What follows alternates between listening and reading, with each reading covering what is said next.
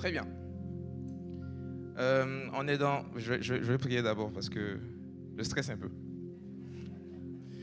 Éternel, merci pour ta grâce. Merci pour la journée d'aujourd'hui. Merci pour tous ceux qui sont dans cette salle aujourd'hui. Père, conduis toutes choses. Conduis, Éternel, le travail qui a été fait en amont et surtout sois présent et parle au travers de moi. Afin que, Roi de gloire, ce ne soit pas moi qui parle, mais que ce soit toi qui parles à tes enfants.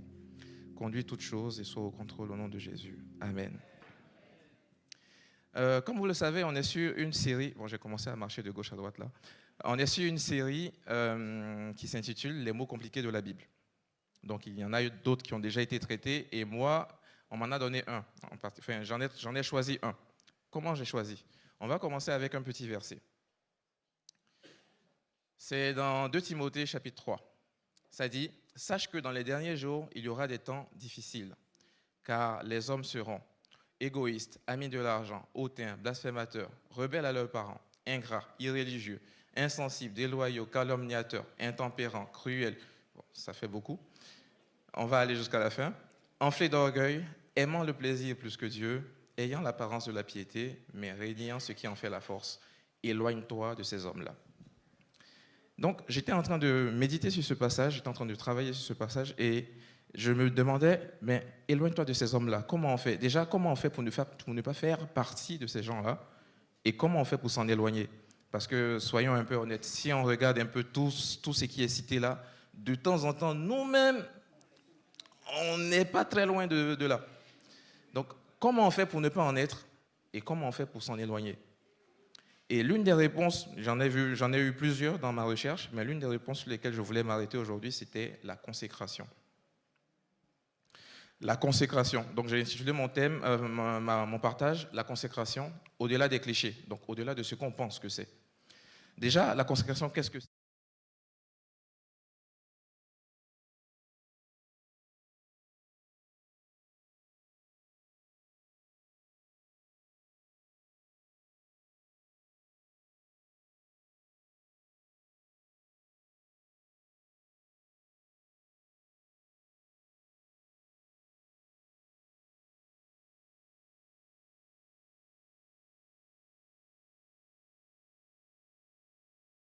Mais que les copines ne valident pas, ça passe pas. Il faut que ça soit de telle couleur, de telle forme, il faut que la robe soit telle taille, et tout ça pour le porter qu'une journée.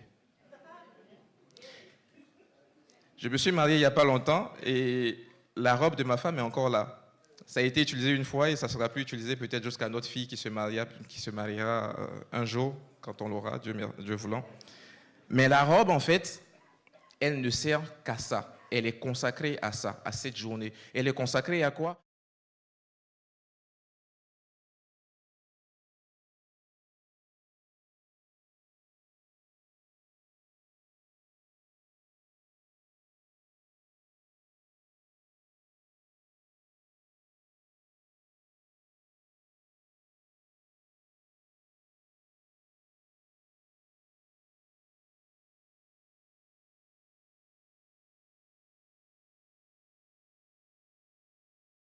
Pointe vers Dieu, montre la gloire de Dieu.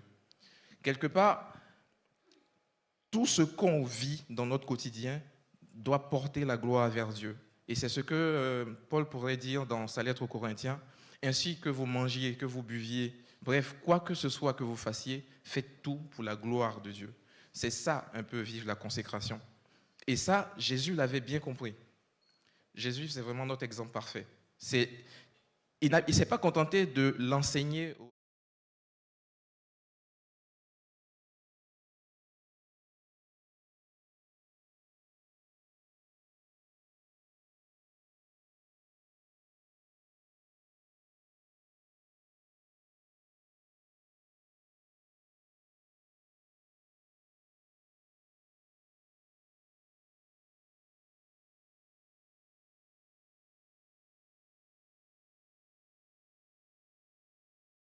Bien, il pouvait avoir tort alors qu'il était si jeune, si petit.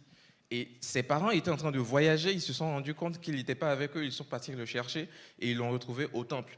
Et là, ils lui font, mais Jésus, qu'est-ce que tu nous fais comme ça? Tu peux pas disparaître comme ça alors qu'on te cherche partout. Et il leur répond, ne savez-vous pas? Pourquoi me cherchez-vous? Ne savez-vous pas que je dois faire les affaires de mon Père? être consacré à Dieu, c'est ça. Je ne sais pas qu'il faut échapper à ses parents pour aller se balader quelque part, mais c'est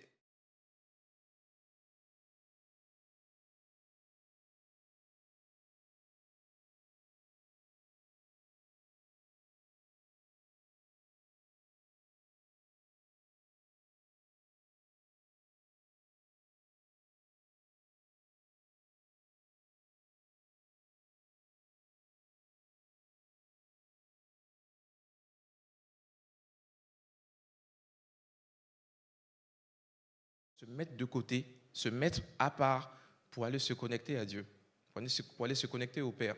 Et il pourra le dire dans tout son ministère, qu'il n'a rien fait sans Dieu, que tout ce qu'il fait, il a vu le Père faire, que ce qu'il fait, en fait, il fait exactement comme Dieu. Si on peut lire au début de l'évangile, au commencement était la parole, et la parole était avec Dieu, et la parole était Dieu.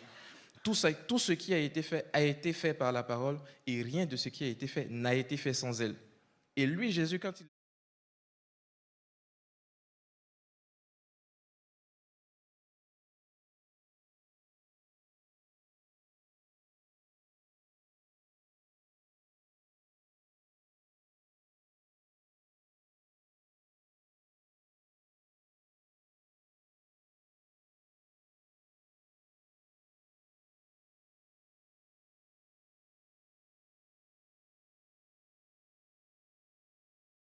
Jésus.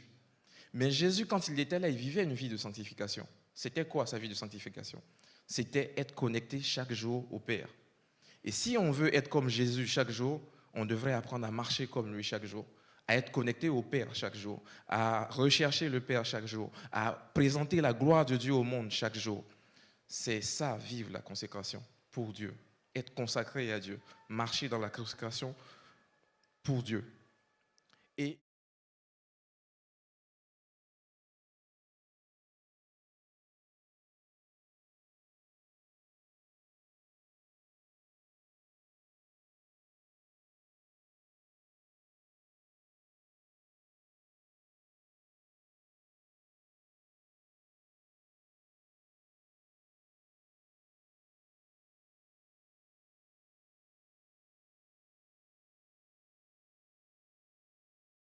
Et je me suis rendu compte que on peut être 10, il y aura 10 manières de voir la consécration. Je me suis dit, OK, il faudrait peut-être qu'on ressente les débats.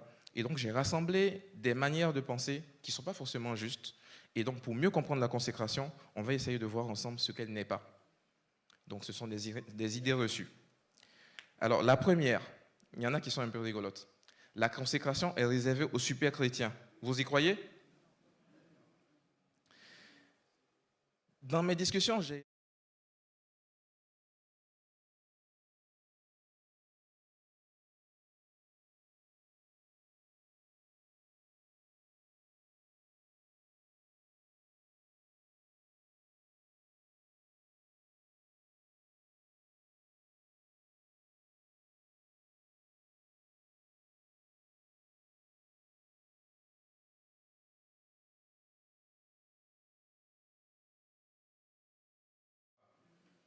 et même là, on peut le lire dans Marc. Je vous exhorte, frères, à faire de vos corps, à offrir, pardon mes lunettes.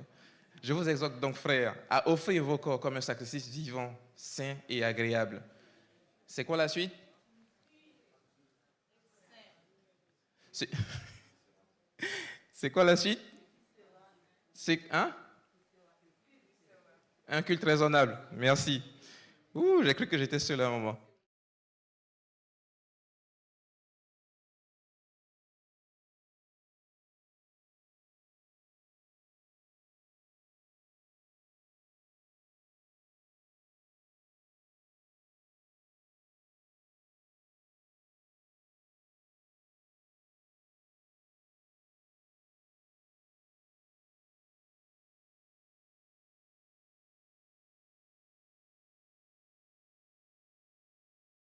L'Église. L'Église, c'est pas le mur, mais c'est nous. C'est moi, c'est toi, c'est tout le monde.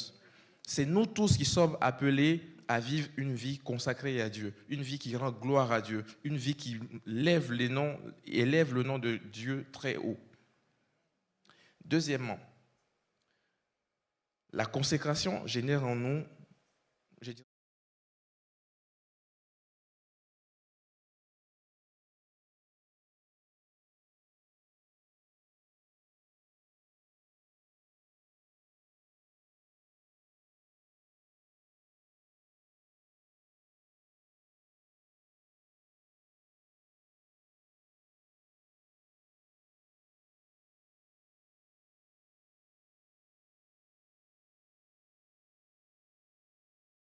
pour demander la délivrance. Et donc, c'est les disciples qui l'ont trouvé parce que le leader n'était pas là. Et donc, il a demandé aux disciples, voici mon fils, il est malade, il a des crises et il est possédé par un démon, délivrez-le. Et les disciples ont prié, prié, prié, prié, rien ne s'est passé. Et Jésus qui revenait de sa mise à part, qui revenait avec tout le monde, arrive, au moment où il arrive, les gens le voient, ils commencent à accourir, c'est Jésus, il attire du monde. Et le papa de l'enfant,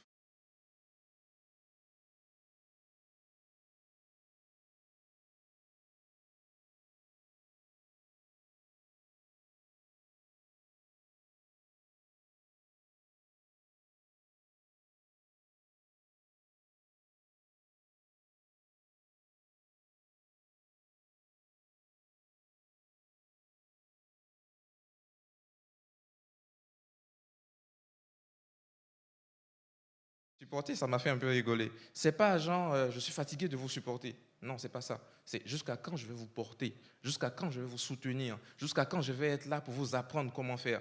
Il va y avoir un moment où je ne serai plus là pour vous apprendre comment faire. Et c'est vous qui allez devoir faire. Amenez-le moi ici. Jésus parla sévèrement au démon et le démon sortit. On va plus loin. Lorsque cette histoire a fini de se passer et que Jésus et ses disciples rentrent à la maison, les disciples demandent à Jésus,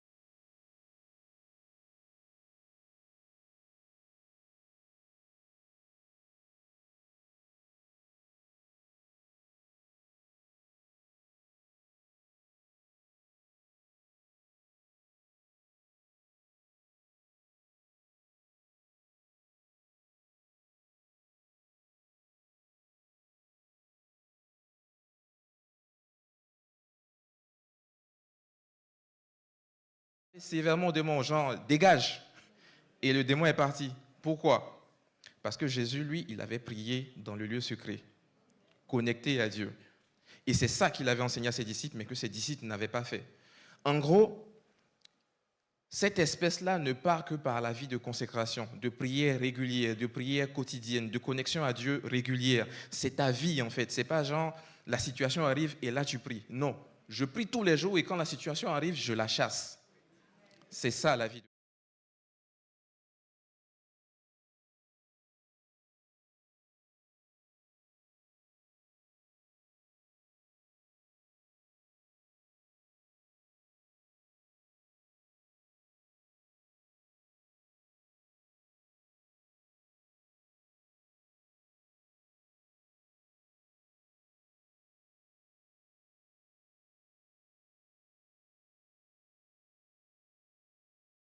Ils ne vont pas trembler face à nous parce que on n'a pas l'habitude de baigner dans la foi, d'être connecté à Dieu. Je ne sais pas si ça vous est déjà arrivé, moi ça m'est déjà arrivé d'être dans une situation où c'est comme si le Saint-Esprit me faisait une passe décisive. Il y a quelqu'un qui est là, juste là, qui est malade, je peux prier pour que la personne soit guérie, mais parce que je sais ce que j'ai fait hier, je ne me lance pas dans la prière. Parce que l'ennemi me dit, ah, regarde ce que tu regardais ce matin. Ou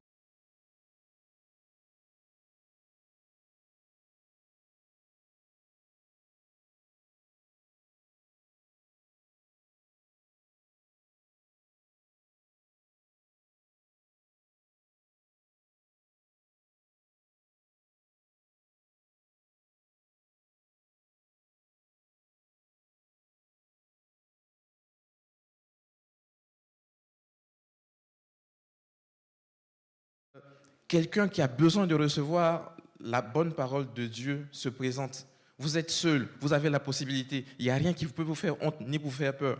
Mais parce que votre cœur n'est pas préparé, parce que votre relation avec Dieu n'est pas au clair, vous ne saisissez pas l'occasion de faire l'œuvre de Dieu. ne savez-vous pas que je dois m'occuper des affaires de mon père?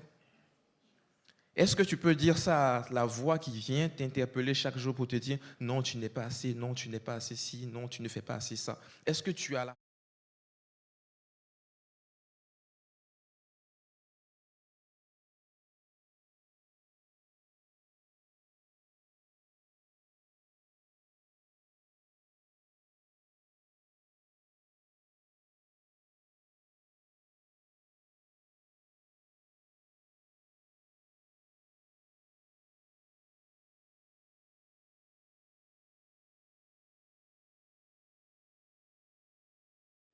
Se consacrer à Dieu, c'est renoncer à toute joie ou tout plaisir dans la vie. Vous y croyez? Non, mais vraiment, si vous y croyez, vous pouvez dire oui. Hein,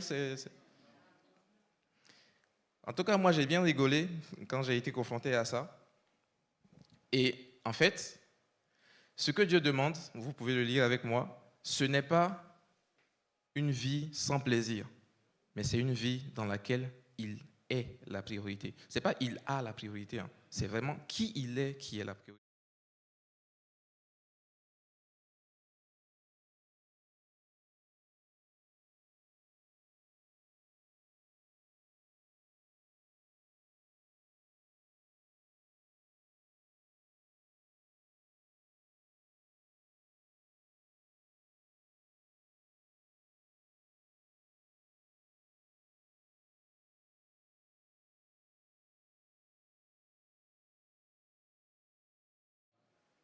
C'est tout ce qui nous fait kiffer. J'utilise un mot qui est très utilisé aujourd'hui.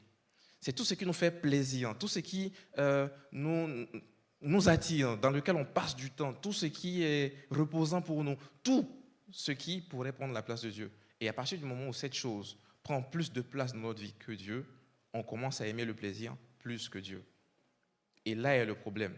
La Bible peut dire, cherchez dans Matthieu, cherchez premièrement le royaume et la justice de Dieu, et toutes ces choses vous seront.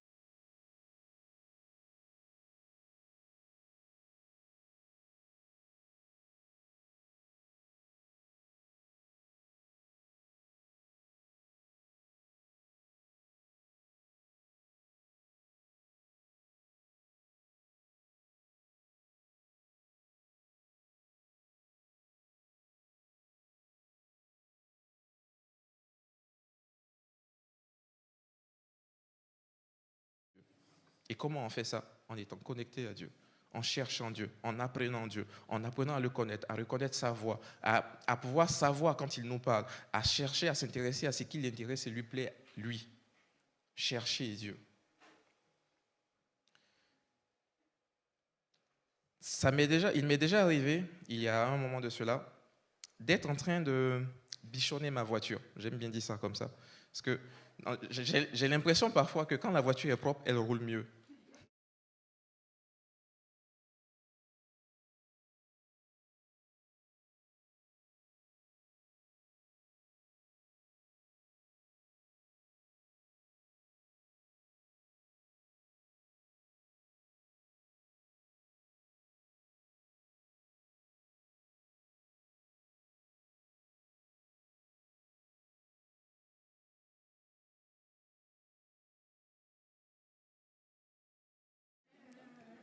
J'ai fait waouh.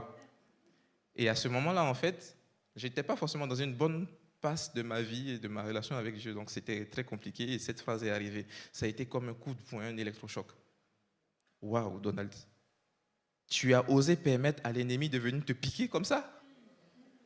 Si tu prenais soin autant de ta vie spirituelle que de ta voiture, peut-être que des choses se passeraient. Mais en fait, si cette voix a eu du pouvoir sur moi, c'est peut-être parce que j'ai...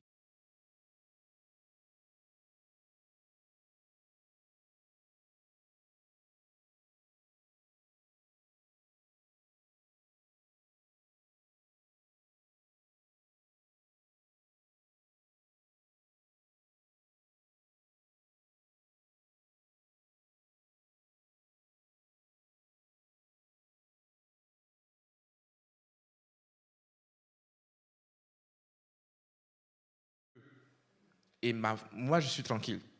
Maintenant, je te pose la question à toi. Ce ne serait pas peut-être ta voiture, mais toi, tu sais dans ta vie. Si cette voix venait, sur quoi elle mettrait le doigt? Qu'est-ce que tu entretiens plus que ta relation avec Dieu? Où est-ce que tu mets plus de temps que dans ta recherche de la connaissance de Dieu? Essayons de marcher dans la consécration et vous allez voir qu'on va s'éloigner de pas mal de dangers.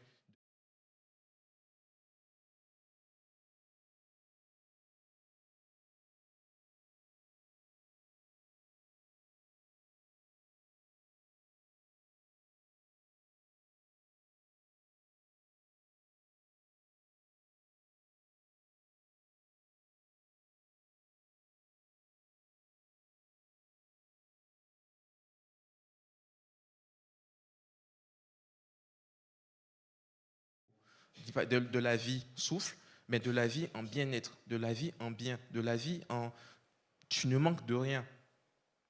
Et Jésus dit qu'il veut que ses brebis aient la vie en abondance. Et encore, on peut le lire. Il y a d'abondante joie dans ta présence, dans ta face. Dans la présence de Dieu aussi, il y a la joie. Moi, j'aime quand je viens faire de la musique avec mes frères et sœurs sur cette estrade. Je suis batteur, des fois guitariste. Et quand je fais ça, je suis content. C'est mon plaisir.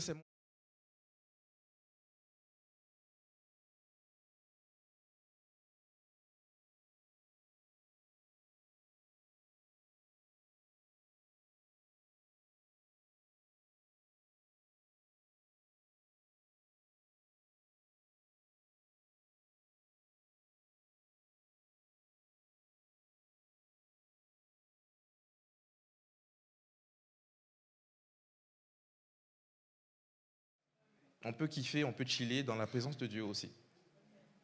Avançons. La prochaine idée reçue, la suivante à laquelle j'ai été confronté, c'était celle-là.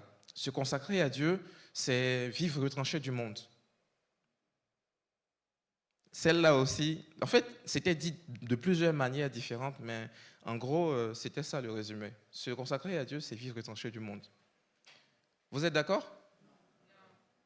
En tout cas, en même temps, les réponses sont là.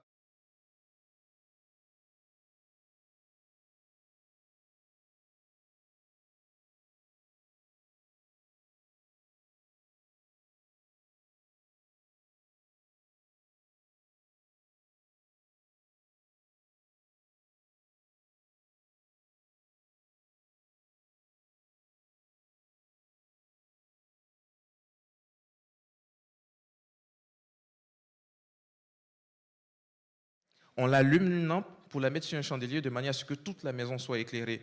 Et vous, vous êtes la lampe que Dieu est en train d'allumer dans ce monde. Pourquoi vous voulez vous enfermer dans une pièce alors que là-bas, il y a les ténèbres que vous devez aller éclairer? On ne, on ne devient pas enfant de Dieu juste pour être dans sa bulle. Quand j'étais enfant en Côte d'Ivoire, on avait cette boucle. Sauver pour servir et servir pour sauver. On est sauvé par Dieu et on sert Dieu. Et notre service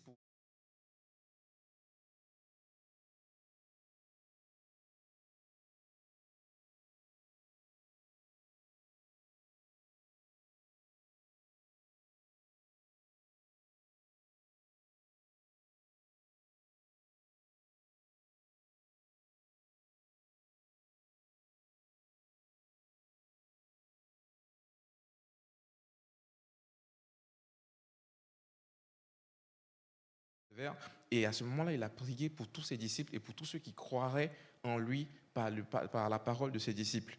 Et il a dit cette phrase: je ne te prie pas pour que tu les retires du monde, mais je te prie pour que tu les préserves du mal. En gros, ils seront dans le monde. Ils vont être là, ils vont avoir accès à tout ce qu'il y a dans le monde. Mais ne les enlève pas. Laisse-les-y, mais préserve-les de l'impact du monde. Voilà ce que Jésus demandait au Père. Et voilà ce que moi j'ai envie de vous demander.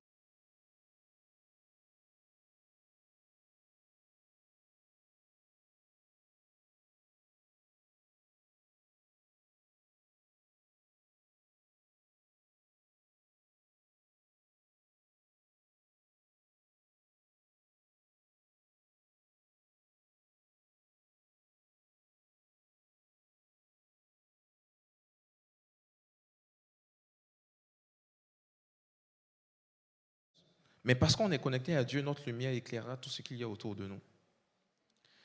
Il y a aussi ce verset, vous êtes le sel de la terre. Ouh, j'ai plus de temps. Vous êtes, vous êtes le sel de la terre et la lumière du monde. Le verset continue en disant, si le sel perdait de sa saveur, avec quoi la lui rendrait-on? Et en fait, pour qu'on puisse garder notre saveur, il faut qu'on soit connecté à Dieu. C'est lui qui nous donne cette saveur. Mais si ce sel, il garde sa saveur, mais il n'est pas là dans la sauce, comment on fait pour...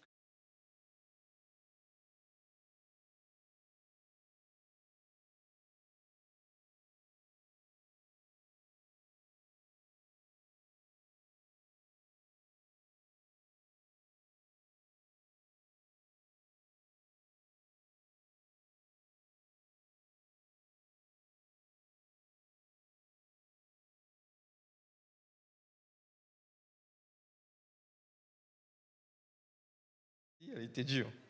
Elle dit, oh, depuis quand les faveurs de Dieu sont monnayables?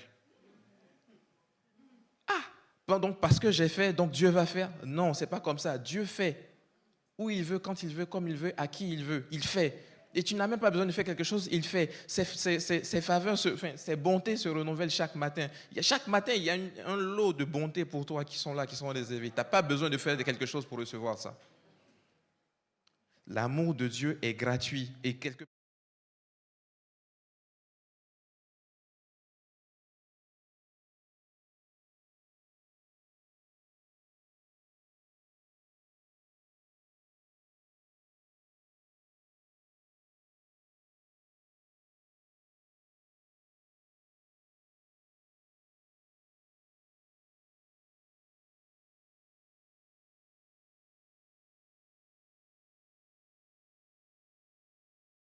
une question de nos efforts. C'est pas je fais, je fais, je fais, je fais.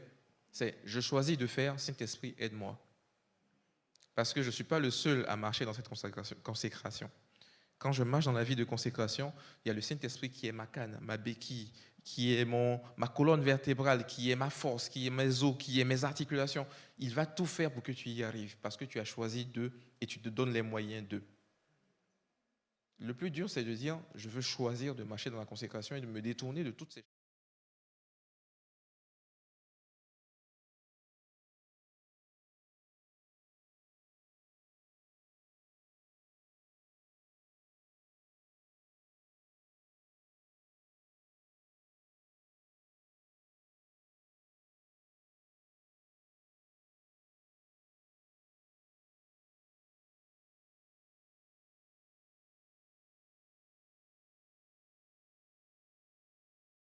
Écoulé. Et quand je serai bien, je vais aller chercher Dieu, je vais me mettre dans la présence de Dieu. Ah, si Dieu cherchait les gens parfaits, il n'y aurait pas la Bible. Si Dieu cherchait les gens parfaits, actuellement, on ne serait pas dans cette salle. Dieu ne cherche pas des gens parfaits. Dieu cherche des gens disposés et disponibles. Dieu cherche des gens qui veulent être utilisés. Dieu cherche des gens qui sont prêts à se donner entièrement. J'ai écrit, Dieu n'attend pas des personnes parfaites, mais des cœurs disponibles.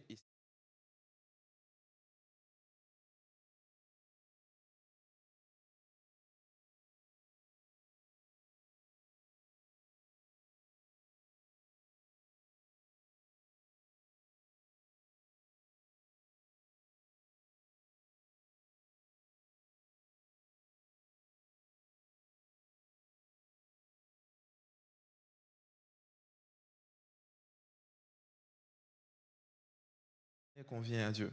Ce n'est pas de notre force qu'on va pouvoir se laver, c'est le sang de Jésus qui lave. Ce n'est pas de notre force qu'on va pouvoir tout arrêter. Il ne s'agit pas de se baptiser pour d'être parfait pour venir se baptiser ou d'être parfait pour venir marcher avec Dieu, mais de marcher avec Dieu et lui, au fur et à mesure de notre marche, il va nous dépouiller de ce qui fait notre imperfection. Ce n'est pas qu'on va devenir parfait, mais on va plus lui ressembler. Je vous exhorte donc, frères, par les compassions de Christ, à offrir vos corps comme un sacrifice vivant.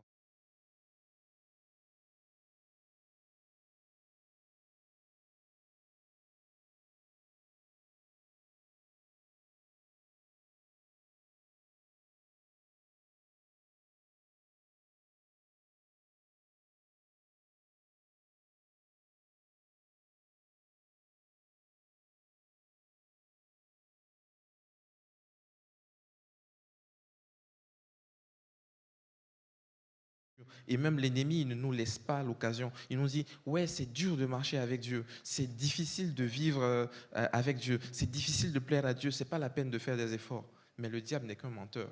Et ces mensonges, ils vont se répandre partout, dans toutes les manières de penser possibles, de manière à ce qu'on ne soit pas là à se dire, ouais, on peut y arriver.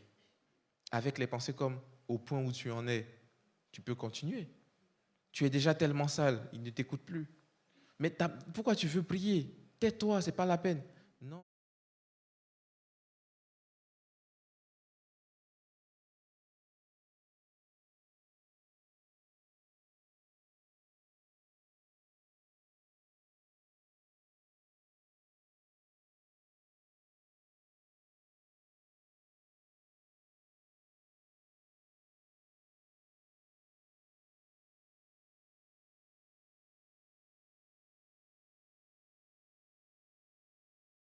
Avec lui, d'absorber tout ce qu'il nous donne, de manière à ce que même la simple pression sur nous fasse sortir gloire de Dieu, puissance de Dieu, guérison de Dieu, évangile, parole de Dieu, parole de connaissance. Absorbons, remplissons-nous de Dieu afin de pouvoir aller le donner aux autres. Je vais vous inviter à vous lever, s'il vous plaît. Est-ce que l'équipe de louange peut revenir?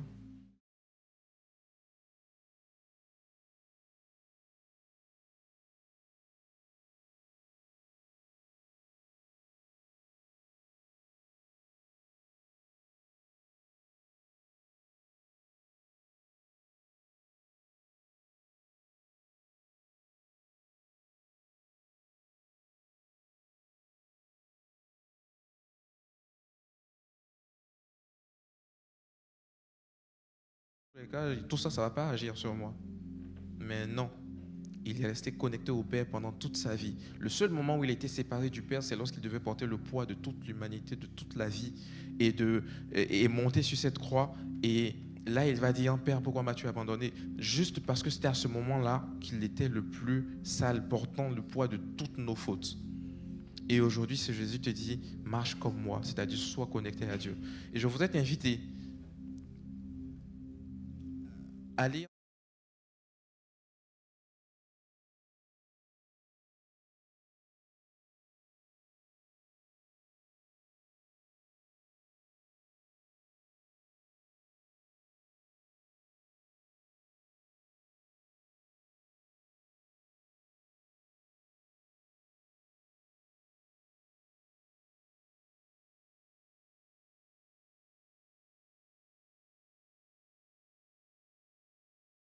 Mais si tu cherches Dieu, continue de chercher Dieu. Et moi, je te dis, attention, ce passage, il te dit quelque chose là. Si tu pêches, commence vite à quitter le péché pour commencer à poursuivre la voie de Dieu. Et je veux t'inviter, pendant le temps qui va suivre, avec la louange, avec l'équipe, à t'approcher de Dieu avec le qui tu es. Mais vraiment, avec tout ce que tu portes comme poids, comme fardeau, comme pensée, comme insulte, comme mensonge de l'ennemi. Juste venir dans sa présence et lui dire,